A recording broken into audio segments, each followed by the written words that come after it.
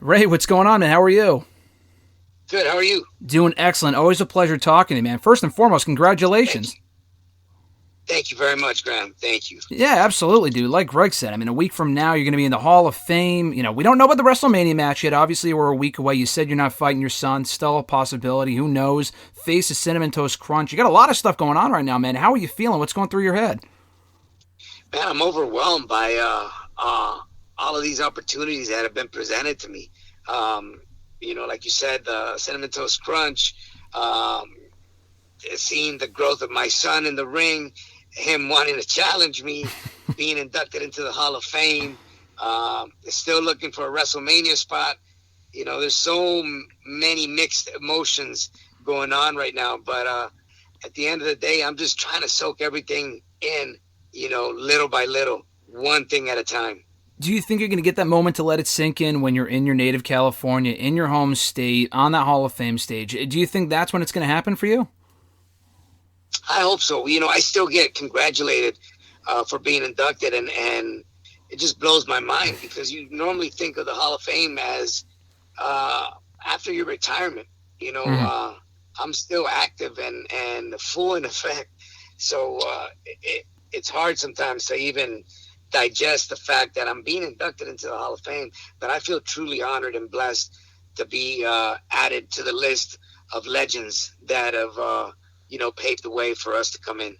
I mean, like you said, when you hear that Hall of Fame title attached to any name, you think, oh, their career is over, they're done, whatever. Obviously, you're still going strong. No signs of slowing down anytime soon.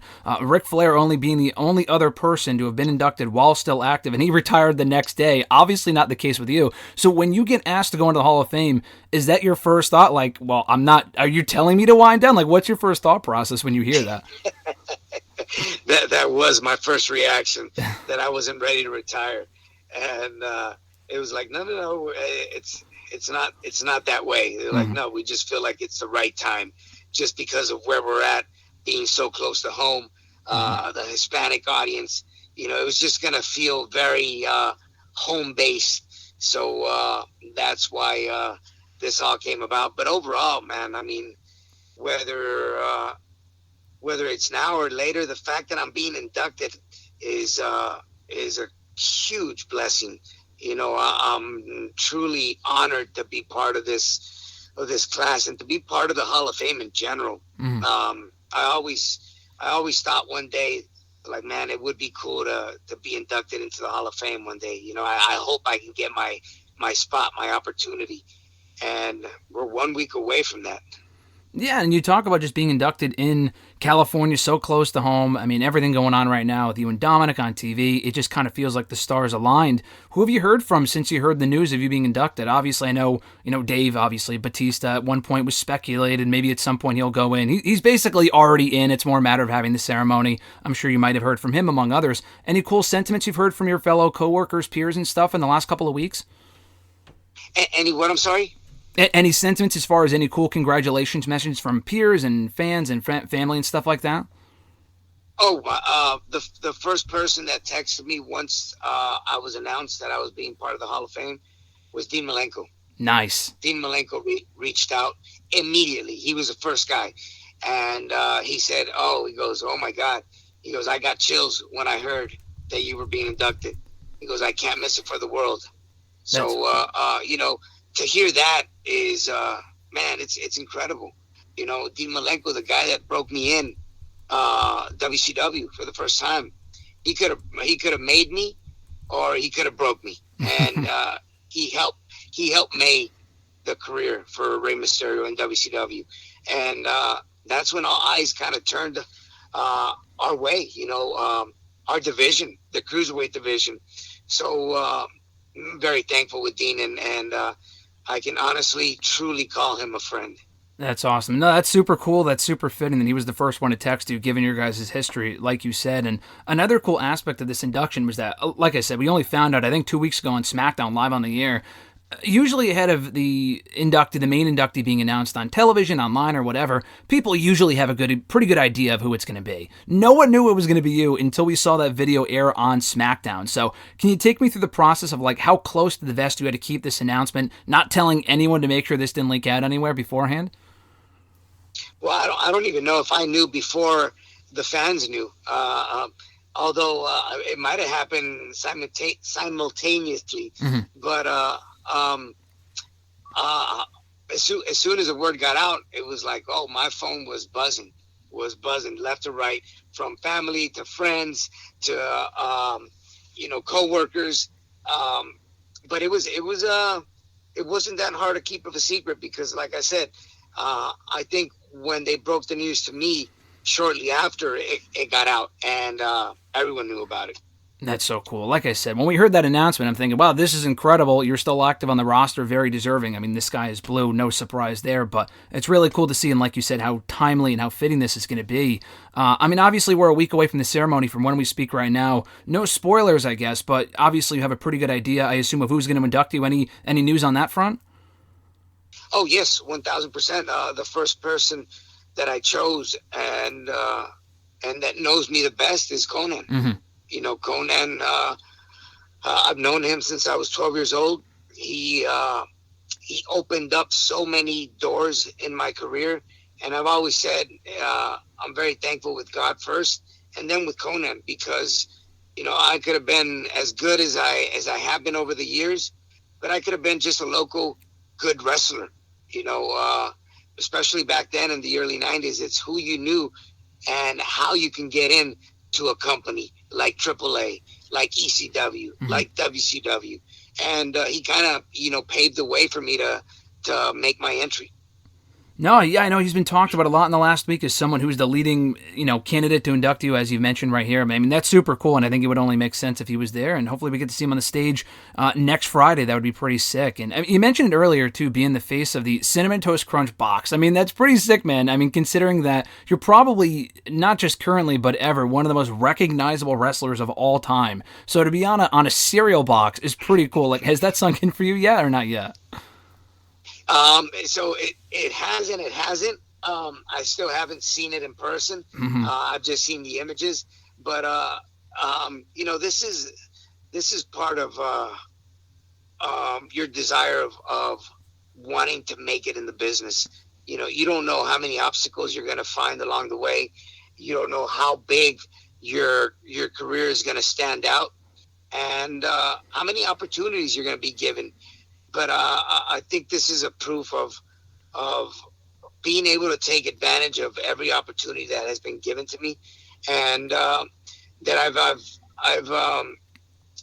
in a way have made great connections over the years, Mm-hmm. and have always respected my peers. And when you work hard and you train hard and you're focused and you set your mind to something, you know. Opportunities come, and it pays off with things like this: being on the cover of a Cinnamon Toast Crunch box, being on the cover of WWE 2K22. Mm-hmm. So many things that I just didn't know that came with the territory. I just wanted to be a wrestler, Yeah. and I wanted to follow in my uncle's footsteps. And God has been extremely good with me in my career. Yeah, I mean, just look at where you are now. Obviously, being ducked into the Hall of Fame, far from over, like you mentioned. And I know I know the last time that we spoke last summer, you mentioned these stem cell stuff and how helpful that's been for you, getting you back into the ring and really far from retirement. You're in there killing it each and every week. From where we're speaking right now tonight on SmackDown, facing LA Knight. I mean, in there with Gunther and Karrion Kross, all these younger guys. That's so cool to see. Just talk about I mean, this isn't really anything new. Hitting the fountain of youth of sorts, in the sense that you've been rejuvenated these last couple of years, the last couple of months. I mean, that's been the case for years now with you. So again, really nothing new. But I feel like this is one of the best runs you've had so far with where you are on the show. Would you agree with that? I mean, just kind of talking about your current run a little bit. Um, Most definitely, I think to be able to hang on with the younger talent and the new generation has been challenging. Mhm. Because it in a way it's a different style, different style from when I broke in, when myself, Psychosis, Juventud were revolutionizing the sport, in a way. Now it's gone, extremely revolutionized. But overall, I think my hardest work has been trying to maintain with the younger talent. But like you mentioned, stem cells have been very, very useful, very helpful. And the moment my body started feeling the reaction to it was, oh my God, wow, this is really rejuvenational. It was something that was it was helping me in the ring, but also it was helping me traveling. It was helping me with waking up every morning, not having pain in my knees, after so many surgeries on my left knee. So overall, it's been very, very helpful. And despite the challenges that I've faced over the years, I've kind of learned with time and maturity how to pace myself and how to maintain in the game, and still be Rey Mysterio, which I think is really a blessing. Oh, we see it every single week on SmackDown, man. You haven't lost a step. It's amazing to see. And you just talk about... Yeah, absolutely, dude. And I mean, just talking about the work you're doing right now, you've been back in... obviously you've been wrestling for decades, but you came back to the company 5 years ago, and you've had all these different championship runs, different feuds, this stuff with Rollins, and everything else along the way, Samoa Joe being another name. Currently, though, the stuff with Dominik on TV, honestly, from a fan perspective, me personally, one of the best parts of the show is every single week. Just the work that you're putting in on the mic, in the ring, everything fans are seeing. Are you as proud of what you're doing right now and the effort you're putting in? I mean, again, the effort's always been there, obviously, but it's just as far as it feels like you're on another level now, which is weird to say because, again, you've always been a legend, as odd as that is to say, as far as like the last couple of months, you've really been hitting that next gear. Do you feel like that's been the case with you, or has that not really dawned on you at all? There's a different type of motivation. Obviously, when you're on your own and you're trying to make a name for yourself, and then you compare a motivation that is led by your son, by wanting to see him do good, and by helping him as much as you can, guiding him and showing him the ropes. Despite our differences, it's been very motivating stepping in there with my son. Whether it was wrestling together or now facing each other, being able to talk face to face, which pretty much feels like home. It doesn't feel like I'm in a ring. It doesn't feel like I'm working. It feels like this is real life based. There's been many times where I've gotten in his face and I've told him how much he's messed up, and vice versa, how much I've done bad, and him speaking up to me in general, and me having to put him in his place. So I think that's where the passion comes out, because it's so genuine and it's so original.